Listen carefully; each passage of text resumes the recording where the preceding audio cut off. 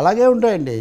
చరిత్ర అప్పుడు నిర్దాక్షిణ్యంగానే ఉంటుంది. ఎవరి పట్ల అయినా సరే రాజా కింకరుండే రాజోగ్ అన్నట్టుగా అలా జరుగుతుంది. సార్ ఇప్పుడు వైసీపీ భవితవ్యం ఏంటి ఎంత పెద్ద డ్యామేజ్లో? ఏముందండి, ఇప్పుడు సరిగ్గా నేర్చుకొని సరైన పద్ధతిలో వెళ్తే ఎవరికి ఎప్పుడూ ఉంటుంది.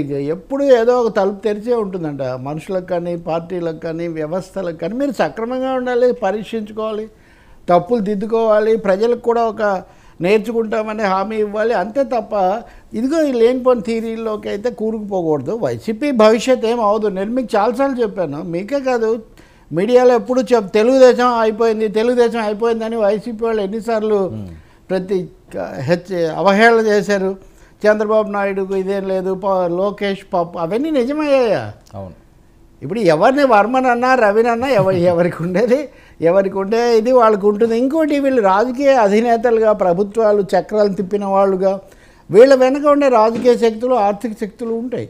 ఇప్పుడు మీరు వేరే దాకా ఎందుకు, నేను మీకు ఒక్క మాట చెప్తాను. ఈ సమయంలో కూడా వైఎస్ఆర్ పార్టీకి 4 లోక్సభ స్థానాలు, 11 రాజ్యసభ స్థానాలు ఉన్నాయి.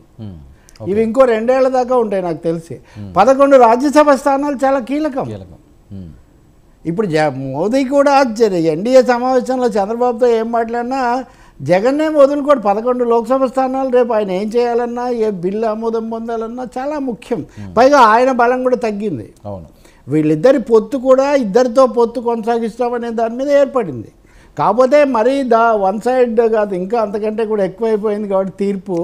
కానీ 11 రాజ్యసభ స్థానాలు, 4 లోక్సభ స్థానాలు, ఈ 11 అసెంబ్లీ స్థానాల కంటే రాజ్యసభ స్థానాలు అవి చాలా కీలక పాత్ర వహిస్తాయి. సో వైసీపీ వాడు పైగా కార్పొరేట్ కింగులు వీళ్ళందరికీ 100,000 కోట్ల ఆస్తులు, వ్యవస్థలు, అసలు ఏమీ లేకుండా వాళ్ళ నాన్న చనిపోయిన తర్వాత రంగంలోకి వచ్చి జైల్లో పెట్టినా మళ్ళీ బయటకు వచ్చి పార్టీ పెట్టి పత్రికను నడుపుకొని ఇవన్నీ చేసిన ఒక నాయకుడు 5 ఏళ్ళు ముఖ్యమంత్రిగా ఉన్నాక ఎవరైనా, అవును, నేను ఒక జగన్ గురించే చెప్పట్లేదు, ఇప్పుడు చంద్రబాబు పొరపాటు చేస్తాడని నేను అనుకోను. ఎందుకంటే నాకు బాగా తెలుసు, ఒకసారి ముఖాముఖి మాట్లాడినప్పుడు జగన్ ఇంకా పూర్తిగా పార్టీ కూడా పెట్టలా.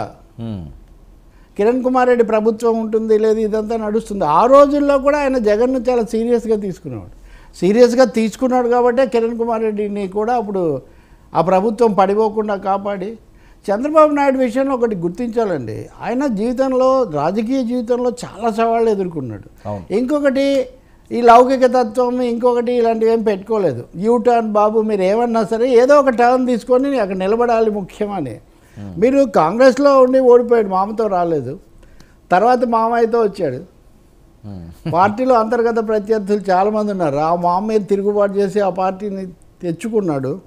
మళ్ళీ ఆ తర్వాత ఓడిపోయినా కానీ నిలబడ్డాడు. ఓడిపోయినప్పుడే రాష్ట్రంలో 2 విభజన ఉద్యమం వచ్చి అటువైపుకి నెట్టబడితే కూడా ఓడిపోతే కూడా మళ్ళీ విభజననే ఆయన ఎప్పుడు అవకాశంగా మార్చుకోవడం అంటుంటాడు కదా. అంటే ఇది నేనేదో పొగడ్డానికి కాదు, ఎందుకంటే ట్రోలర్స్ రెడీగా ఉంటారు. ట్రోలర్స్ కోసం నేను చెప్తున్నా, మీరు కావాలంటే పెట్టుకోండి. నేను హిస్టరీ యాజ్ ఇట్ ఇందాక జగన్ గురించి నేను చెప్పాను, కేసులు ఇవన్నీ ఉన్నా అతను ఎలా ఉన్నాడని. సో ప్రతి వాళ్ళను సవ్యంగా అంచనా వేసుకోవడం అనేది అదొక ముఖ్యమైన విషయం. ఇప్పుడు ఏం చేయాలి ఆయన? ఇప్పుడు చాలామంది కింగ్ మేకర్ అది ఇది అంటున్నారు, కానీ మోదీ ఎలాంటి వ్యక్తి, తనకు ఎంతవరకు స్కోప్ ఇస్తాడో తెలియని వాళ్ళు ఏం కాదు వీళ్ళు. పైగా రాష్ట్రాన్ని ముందు కాపాడుకోవాలా, లేకపోతే ఇప్పుడు ఒక 15 స్థానాలతోనో 17తోనో వెళ్ళి ఢిల్లీలో ఏదో అక్కడికి షిఫ్ట్ అయిపోయి లేకపోతే అక్కడికి వెళ్ళి ఇవన్నీ జరగవు. అందుకని తప్పకుండా వైసీపీ ఏమి దీంతో చాలా కొత్త థీరీస్ వస్తాయి. ఎందుకంటే వీడు అంత నాలెడ్జ్ లేదు, అలాంటి పార్టీ కాదు, ఇలాంటి పార్టీ కాదని. పరిస్థితుల నుంచి మనుషులు, పార్టీలు వస్తాయండి. అవును, అది వేరే బియ్యం రుబ్బితే పిండి వస్తుంది కానీ పిండి రుబ్బితే బియ్యం రాదని. నాయకులు, పార్టీలు పరిస్థితుల నుంచి వస్తాయి కానీ వీళ్ళేం సృష్టించరు. కాబట్టి ఉంటుంది అనుకుంటున్నా పార్టీ. జగన్ ఏమాత్రం పద్ధతిగా ఉంటే కొంచెం నేర్చుకోవాలి. నిలబడతారండి ఏది క్యాడర్ ఆయనతో పాటు ఉండే పరిస్థితి ఉంటుంది ఈ టైంలో. కొంతమంది అవసరం కొద్ది నిలబడతారు, కొంతమంది నిలబెట్టుకుంటారు వ్యవస్థ కోసం, అవసరం కోసం. ఇప్పుడు చాలా రకాల ఇది తప్పకుండా చెల్లాచెదురు అవుతారు. ఈవెన్ ఎమ్మెల్యేలను కూడా అవతరాలు తీసుకునే ప్రయత్నం ఉంది. గతంలో 23 మంది పోయారు కదా 67 ఉన్నప్పుడే. కాబట్టి ఇప్పుడు 5 ఏళ్ళు ముఖ్యమంత్రిగా ఉన్న మాజీ ముఖ్యమంత్రి జగన్ వేరు, అంతకుముందు ప్రతిపక్షంలోనే బయలుదేరిన జగన్ వేరు. అలాగే చంద్రబాబు నాయుడు కూడా ఇప్పుడు ఆయన మీరు ఎవరేం విమర్శించినా జైల్లో పెట్టినా చంద్రబాబు నాయుడు ఆయనకు ఒక ఇది ఉంటుంది కదా, ఆయనకు ఒక ఆరా ఉంటుంది, ఆయనకు ఒక స్టేచర్, ఆయనకు ఒక వ్యవస్థ ఉంటుంది అన్నిటికంటే ముఖ్యంగా. కాబట్టి ఓకే వైసీపీ ఏదో మాయమైపోతుందని నేను అనుకోవట్లేదు. ఇలాంటి కొత్త థీరీస్తో వాళ్ళు రావడానికి సన్నాహాలు చేసుకుంటున్నారు. ముఖ్యంగా అయితే విమర్శలు వినాలి, ఇప్పటికైనా జనాన్ని దగ్గర చేసుకోవాలి. అది జనానికి అండగా ఉంటామంటున్నారు కదా, ముందు పార్టీ కార్యకర్తలు పార్టీ వాళ్ళకు ఒక భరోసా ఇవ్వాలి, ఫాల్స్ భరోసా కాకుండా నిజమైన భరోసా ఇవ్వాలి. అది చాలా ముఖ్యం. ఇంకోటి ఈ థీరీ తీసేయాలి. డిఎంకే కరుణానిధి కంటే ఇదేం మనది పెద్ద పార్టీ ఏం కాదు. 2 స్థానాలు ఒక స్థానానికి పడిపోయిన చరిత్ర అక్కడ ఉంది. అది సంగతి. సార్ మరొక ముఖ్య విషయం, ఈసారి జరిగిన రిజల్ట్స్లో మ్యాన్ ఆఫ్ ది మ్యాచ్ అనుకోండి లేకపోతే మ్యాన్ ఆఫ్ ది సిరీస్ కానీ ఏదైనా పవన్ కళ్యాణ్, చిరంజీవి గారు 2 పెట్టారు కదా తన మెసేజ్లో. అవును, గేమ్ చేంజర్ అని మాత్రమే కాకుండా మ్యాన్ ఆఫ్ ది మ్యాచ్ అంటున్నందుకు నా తమ్ముడిని చూస్తే చాలా గర్వంగా ఉంది సార్. గొప్ప విజయం కదా సార్ ఇది అసలు, ఎందుకంటే అసలు అతనే గెలలేదు. థర్డ్ పాయింట్ ఇప్పుడు మనం డిస్కస్ చేసే third point person Pawan Kalyan. ఇప్పుడు పవన్ కళ్యాణ్ జనసేన 21 గెలవడంతో ఆంధ్రప్రదేశ్ రాజకీయాల్లో థర్డ్ స్పేస్ ఈజ్ క్రియేటెడ్. అవును, ఇప్పుడు ఇద్దరి మధ్య ఉంది ఇప్పటివరకు రాజకీయం. ఇప్పుడు కొత్త స్పేస్, అది జనసేన అనే ఒక స్పేస్, ఒక జనసేన అనే ఒక పొలిటికల్ పర్సనాలిటీ.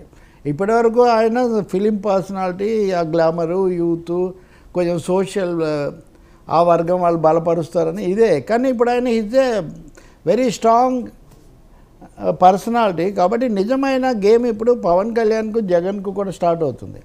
ఈ గేమ్లో లోకేష్ వాళ్ళు రాన్న తర్వాత తెలుగుదేశం నాయకుడుగా లోకేష్ కూడా ఉంటాడు.